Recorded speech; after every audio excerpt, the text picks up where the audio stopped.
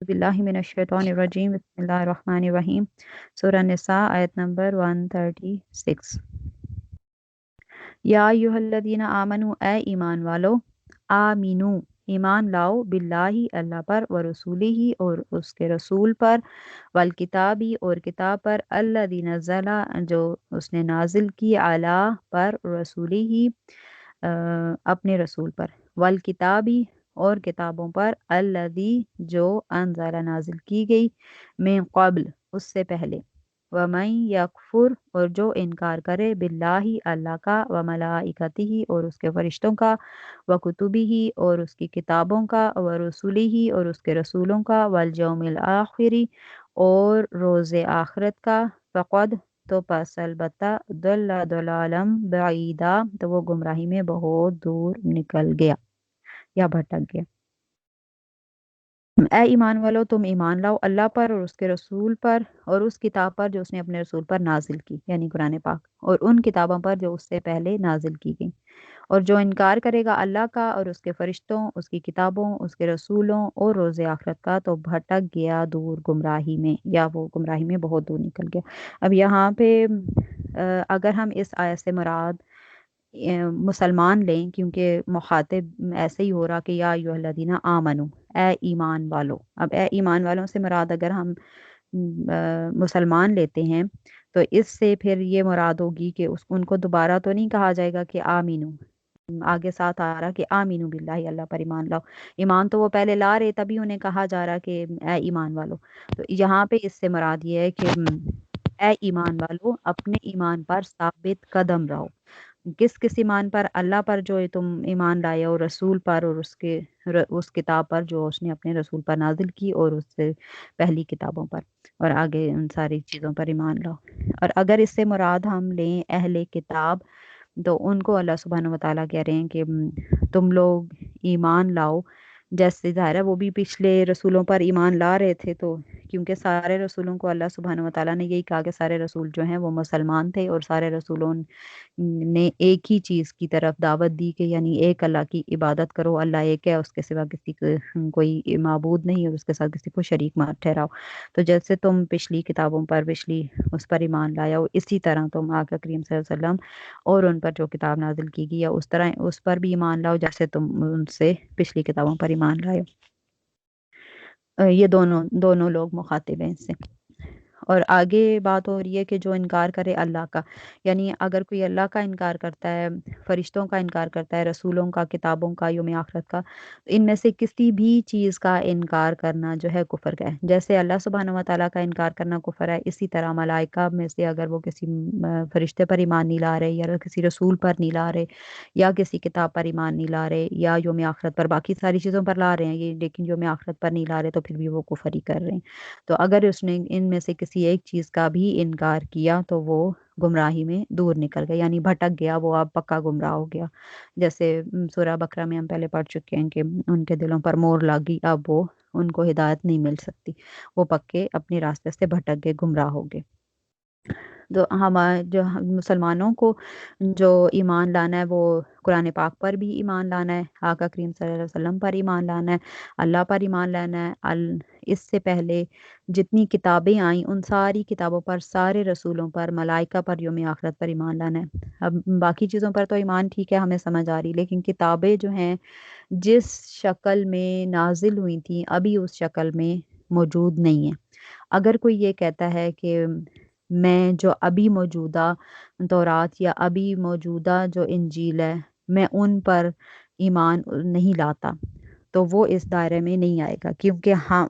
जो तौरात और इंजील हैं उनमें बहुत सारी तहरीफ हो चुकी है, वो सारी चेंज आयात जो हैं वो बदल दी गई हैं। तो लेकिन अगर वो कहता है कि मैं उस जिस हालत में तौरात और इंजील नाजिल हुई थी, मैं उन पर तो ईमान लाता हूँ, लेकिन जो अभी मौजूदा शक्ल है मैं इन पर नहीं लाता, तो वो इस चीज़ में वो काफिर नहीं होगा, ठीक है, क्योंकि वो असली हालत में तो ईमान ला रहा। और हमने भी जो कहना है कि हम ईमान लाए,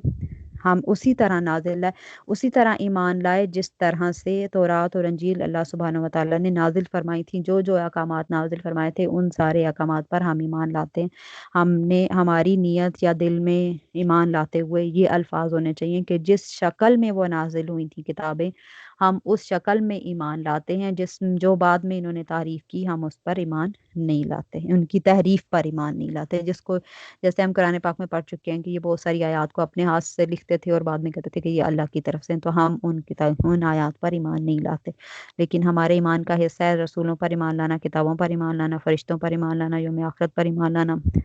یہ سارا ہمارے ایمان کا حصہ ہے، اس میں سے کسی ایک چیز کا بھی انکار کرنا کفر ہے۔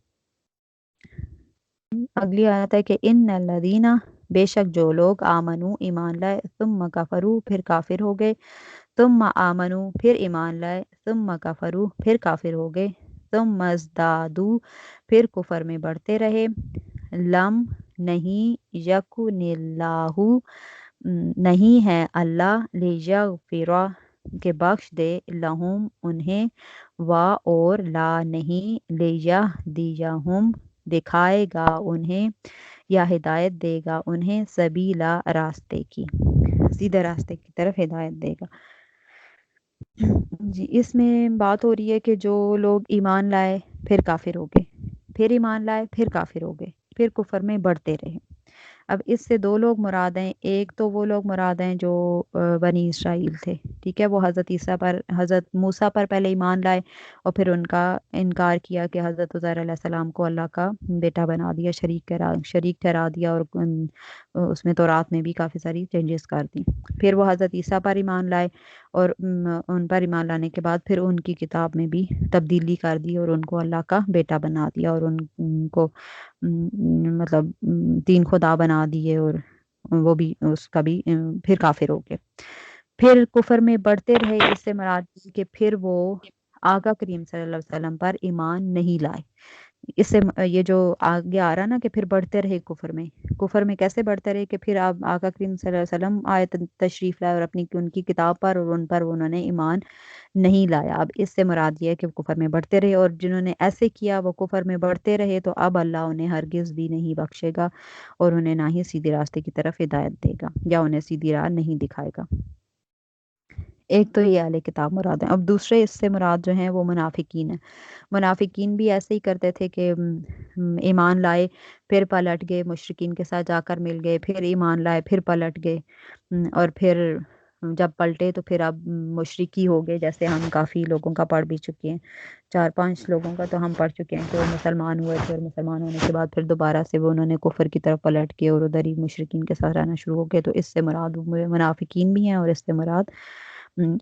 اہل کتاب بھی ہیں، تو دونوں لوگ ہیں۔ تو اس کو اگر ہم اپنے اس میں رکھیں گے، مسلمانوں جو مسلمان لوگ ہیں، اگر کوئی ایمان لانے کے بعد، مسلمان ہونے کے بعد کفر کی طرف پلٹتا ہے تو وہ ظاہر ہے اس کو بھی اللہ سبحانہ و تعالیٰ ہرگز نہیں بخشے گا، اور اس کی کفر پر موت ہوگی تو بس وہ جہنم میں ہی جائے گا۔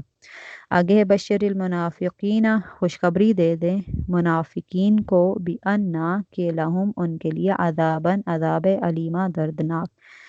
منافقین کو دردناک عذاب کے لیے، منافقین کو خوشخبری دے دیں کہ ان کے لیے دردناک عذاب ہے۔ یہاں پہ خوشخبری کی بات اس لیے ایک جو جیسے ہم اپنے آپ میں بھی نہیں طنز کرتے کہ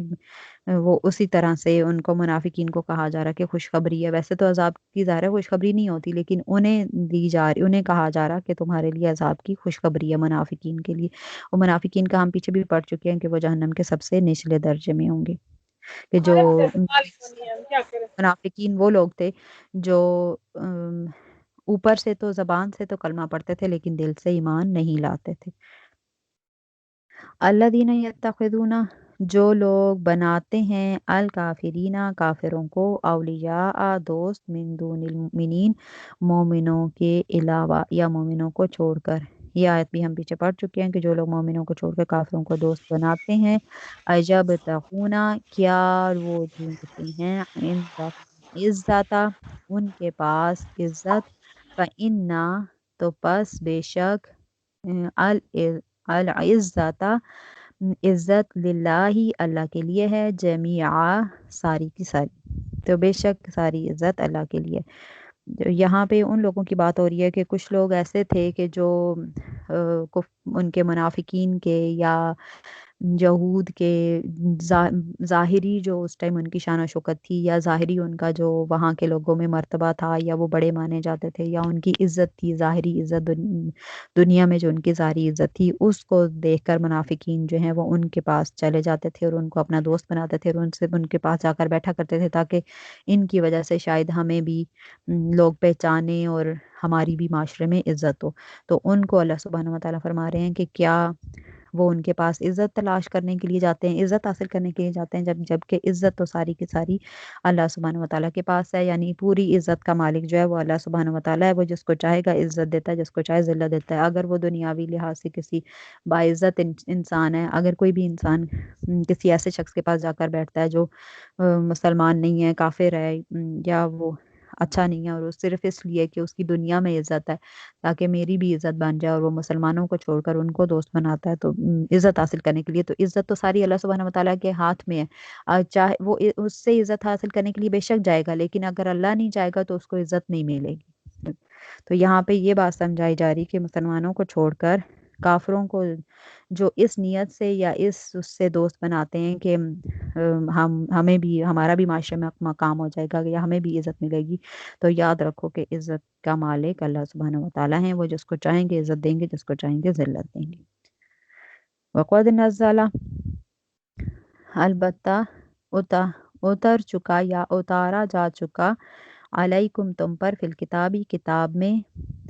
ان یہ کہ اذا جب سمعتم تم سنو آیات اللہ اللہ کی آیات، یکفرو انکار کیا جاتا ہے، بہا اس کا، ویستہزأ بہا مذاق اڑایا جاتا ہے اس کا، فلا تو پس نہ تقعدوا تم بیٹھو، تو پس نہ بیٹھو، معہم ان کے ساتھ، حتی یہاں تک کہ یخوضوا وہ مشغول ہو جائیں، فی حدیث بات میں، غیرہی اس کے علاوہ، انکم بے شک تم، اذن اس صورت میں، مثلہم ان جیسے ہو، ان اللہ بے شک اللہ، جامع المنافقین جمع کرنے والا ہے منافقین کو، والکافرین اور کافروں کو، فی جہنم جہنم میں، جمیعا سب کے سب کو یا تمام کو۔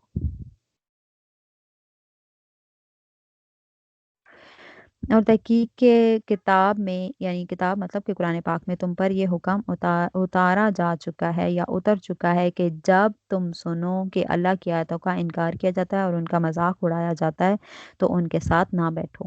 یعنی وہ یہاں اس آیت میں ہر طرح کی جو بری صحبت ہے اس سے منع فرمایا جا رہا ہے، کہ یعنی ایسے لوگوں کے ساتھ نہ بیٹھو، ایسے لوگوں کے بارے میں یہ حکم دیا جا رہا ہے کہ جو اللہ کی آیتوں کا انکار کرتے ہیں، اللہ کی آیتوں کا مذاق اڑاتے ہیں، تم ان لوگوں کے ساتھ نہ بیٹھو، ان کے پاس ہرگز ہرگز نہ بیٹھنا، یہاں تک کہ وہ کسی اور بات میں مشغول ہو جائیں۔ پھر اگر تمہیں مجبوری میں ان کے پاس جانا پڑے یا تمہیں کوئی کام ہو اور تمہیں ان کے پاس بیٹھنا پڑے، تو اس حالت میں بیٹھنا جب وہ اللہ کی آیات کا مذاق نہ اڑا رہے ہوں اور انکار نہ کر رہے ہوں، تو اس صورت میں تم مجبوری یا اپنی کسی کام کے تحت اگر ان کے پاس جاتے ہو تو پھر کوئی مسئلہ نہیں ہے۔ لیکن اگر تم ان کے ساتھ اس وقت ہو گئے جب وہ مذاق اڑا رہے تھے یا اللہ کی آیات کا انکار کر رہے تھے، اور تم نے دل سے اس بات کو برا بھی نہیں مانا، اور تم ان کی اس محفل میں تم شامل رہے، اور ان کے جو بھی وہ معاملات کر رہے تھے تم نے اس پر کوئی ناگواری تمہیں محسوس نہیں ہوئی، اور تم نے کوئی برائی کا اظہار نہیں کیا، یا تمہارے دل میں برا نہیں مانا، تو اس وقت تم بھی انہی میں سے ہو جاؤ گے۔ یہ جو آگے بات ہو رہی کہ تم اس وقت یقیناً تم اس صورت میں ان جیسے ہو جاؤ گے، اس سے مراد یہ ہے کہ جب وہ لوگ مذاق اڑا رہے ہوں گے یا انکار کر رہے ہوں گے، یا تو تم اس کو برا دل میں بھی برا نہیں مان رہے۔ ایک تو ہے نا کہ جیسے ہم پڑھ چکے ہیں کہ اگر تم کوئی برائی دیکھو، حدیث میں پڑھ چکے ہیں، تو پہلا درجہ کیا ہے کہ ہاتھ سے روکو، ہاتھ سے روکنے کی طاقت نہیں رکھتے تو پھر زبان سے روکو، زبان سے روکنے کی بھی طاقت نہیں رکھتی تو کم از کم دل میں برا جانو۔ اگر یہ تینوں چیزیں آپ نہیں کر رہے تو پھر آپ بھی ان کے ساتھ ہی کفر میں شامل ہوگے، کیونکہ یہ ایک رول ہے فقہا کا یا علماء کرام کا کہ جو شخص کفر سے راضی ہو جائے وہ بھی کافر ہے، اور جو شخص کسی برے کام سے راضی ہو اور برا کام کرنے والوں کے ساتھ مل جل کر رہے، تو خواہ اس نے وہ برا کام کیا ہو یا اس نے وہ برا کام نہ کیا ہو، پھر بھی ان کے ساتھ وہ گناہ میں برابر کا شریک ہے۔ اللہ تعالیٰ نے یہی فرمایا ہے۔ یہ جو آگلی آیت ہے نا کہ تم بھی ان کی مثل قرار دیا جاؤ گے، اس سے مراد علماء کرام نے، یہ مفسرین نے یہ تفسیر کیا کہ جو شخص کفر پر راضی ہو گیا یا کسی برے لوگوں کی صحبت میں بیٹھا اور وہ برے کام کر رہے ہیں اور اس نے نہ ان کو منع کیا، نہ اپنے دل میں برا جانا، اور بے شک اس نے وہ برائی کی نہیں لیکن ان کو منع بھی نہیں کیا اور دل میں برا بھی نہیں جانا، تو پھر وہ ان کے ساتھ گناہ میں برابر کا شریک ہو گیا۔ یہ برابر میں شریک اس وقت ہوگا کہ جب ان کی مجلس میں بیٹھنے والا وہاں بیٹھنے پر راضی ہو، ٹھیک ہے، لیکن اگر وہ وہاں بیٹھا ہوا ہے، اس کو مجبوری ہے، ٹھیک ہے، اور ان کے کفریہ باتوں پر غصہ اور مطلب دل میں اس کو بری فیلنگ آ رہی ہے، وہ ان کو برا سمجھ رہا ہے، لیکن کسی مجبوری کی وجہ سے یا کسی ڈر کی وجہ سے یا کسی بھی مطلب اس کو کوئی بھی پرابلم ہے جس وجہ سے وہ وہاں سے اٹھ نہیں سک رہا، تو پھر وہ ان کی مثل نہیں ہوگا، پھر وہ ان سے الگ ہوگا، پھر وہ یہ اس آیت میں وہ نہیں آئے گا کہ تم اس صورت میں تم ان جیسے ہو جاؤ گے۔ تو ہم یہاں پہ اس آیت میں بالکل کلیئر بتا دیا گیا کہ بری ہر طرح کی بری صحبت، یہ اس سے مراد صرف یہ نہیں ہے کہ جو کفار ہیں ان کی محفل میں نہیں بیٹھنا، اس سے مراد ہر طرح کی بری صحبت آ جاتی ہے۔ اس آیت کی تفسیر جو ہے یا اس آیت کا معنی بہت وسیع ہے، اس میں ہر طرح کی بری صحبت آ جاتی ہے، ہر طرح کی بری صحبت سے بچنا چاہیے۔ ہاں، جیسے تمام اس آیت میں تمام بری صحبتوں سے منع کر دیا گیا ہے، وہ بری صحبتیں جو ہمیں گمراہی کی طرف لے جائیں، غلط راستے کی طرف لے جائیں، غلط تصورات، فحش گفتگو ہو، جہاں پہ غلط خیالات ہوں یا آپ کے غلط کردار ہو، غلط اخلاق کی طرف لے جائیں، اس طرح کی ساری صحبتیں جو ہیں اس طرح کے تمام لوگوں کے ساتھ بیٹھنے سے منع فرما دیا گیا، اور اس طرح کے تمام لوگوں سے ہمیں بچنا بھی چاہیے۔ جیسے حدیث میں بھی ہے کہ آقا کریم صلی اللہ علیہ وسلم نے فرمایا کہ جب بھی تم دوست بناؤ تو پہلے دیکھ لو کہ کس کو دوست بنا رہے ہو، اس لیے کہ ہر شخص اپنے دوست کے راستے پر ہوتا ہے، یعنی اگر ظاہر ہے اگر دوست جو ہے وہ نیک ہوگا تو آہستہ آہستہ اس کی نیک والی عادتیں یا اس کی اچھی عادتیں، اس کے اچھے اخلاق دوست میں بھی آنا شروع ہو جائیں گے، وہ جس کے ساتھ آپ رہ رہے ہوتے ہیں اس کی عادتیں آہستہ آہستہ آپ میں بھی آنا شروع ہو جاتی ہیں۔ اگر وہ نیک ہوگا تو آپ بھی نیک بن جائیں گے، اگر وہ گنہگار ہوگا تو آپ بھی گنہگار بن جائیں گے۔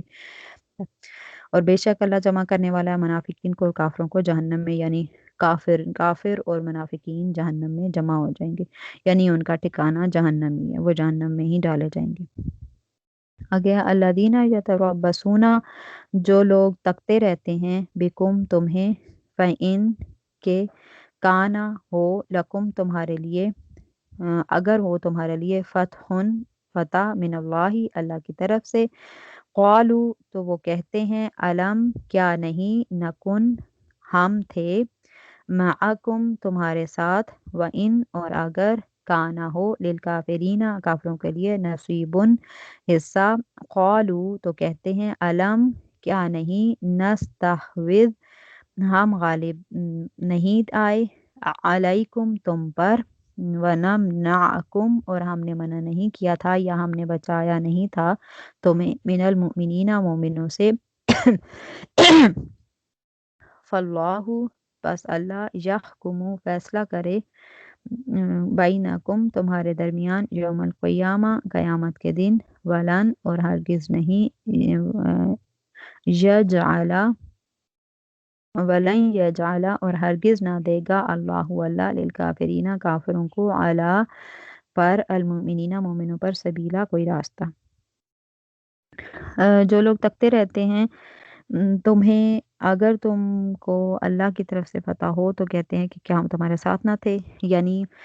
یہاں پہ بات جو ہے وہ منافقین کی ہو رہی ہے کہ منافقین مسلمانوں کی حالات کو دیکھتے رہتے تھے کہ اگر مسلمانوں کو پتہ ہوتی تو وہ کہتے تھے کہ کیا ہم تمہارے ساتھ نہیں تھے، سو تم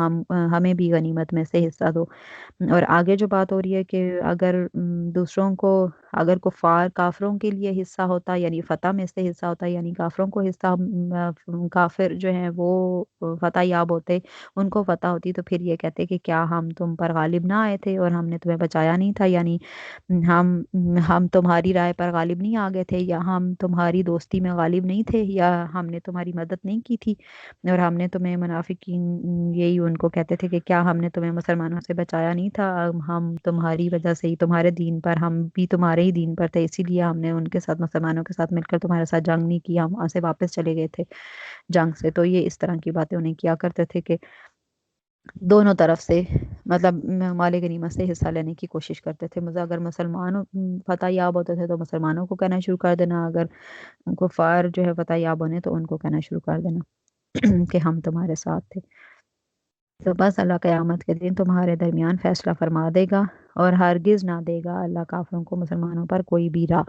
اب یہ جو بات ہو رہی ہے یہ دنیا کی بھی بات ہے اور آخرت کی بھی بات ہے۔ آخرت میں تو ظاہر ہے مسلمان ہی جنت میں جائیں گے، کفار کا کوئی راستہ نہیں ہوگا جنت میں جانے کا، لیکن دنیاوی لحاظ سے بھی اللہ سبحانہ وتعالیٰ فرما رہے ہیں کہ کافر جو ہیں وہ دنیا کی جنگوں میں بھی ہرگز ہرگز مسلمانوں پر غلبہ نہیں پا سکیں گے، بشرط یہ کہ مسلمان اللہ کے احکامات کی نافرمانی نہ کریں اور کسی برائی میں مبتلا نہ ہوں اور گناہوں پر اصرار نہ کریں اور توبہ کو نہ چھوڑیں۔ اگر گناہ ہو جاتے ہیں تو توبہ کریں اور اللہ کے راستے پر ثابت قدم رہیں، اللہ کے زمین پر اللہ کے قانون کو نافذ کرنے کی کوشش کریں، اور برے کاموں میں ملوث ہو کر اللہ کی اطاعت کو نہ چھوڑیں۔ جب تک وہ یہ کام کرتے رہیں گے تو کافر جو ہیں وہ دنیا کی جنگوں میں بھی ہرگز ہرگز مسلمانوں پر غلبہ نہیں پا سکیں گے، یعنی مسلمان ہی غالب رہیں گے اگر وہ اللہ کی اطاعت کریں گے۔ لیکن اگر وہ اللہ کی اطاعت نہیں کریں گے، برے کاموں میں ملوث ہو جائیں گے، اللہ کی اطاعت کو چھوڑ دیں گے، تو پھر لڑائی میں کافر ان پر غالب آ جائیں گے، جیسے ہم پیچھے بھی پڑھ چکے ہیں کہ جب یہ غالب آئیں گے تو پھر ان کی اپنے ہی اعمال کی شامت ہوگی۔ اگر کافر ان پر غالب آئیں گے تو پھر ان کا اپنا، مسلمانوں کی اپنی کمزوری ہے، انہوں نے اپنے دین کو پس پش ڈالا ہوگا، اس وجہ سے ان پر ہو رہا ہے، ورنہ اللہ سبحانہ وتعالیٰ کی مدد ہمیشہ مسلمانوں کے ہی ساتھ ہے۔ یہاں پہ آج کا ہمارا ٹاپک ختم ہوا، آخری دعوانا الحمدللہ رب العالمین۔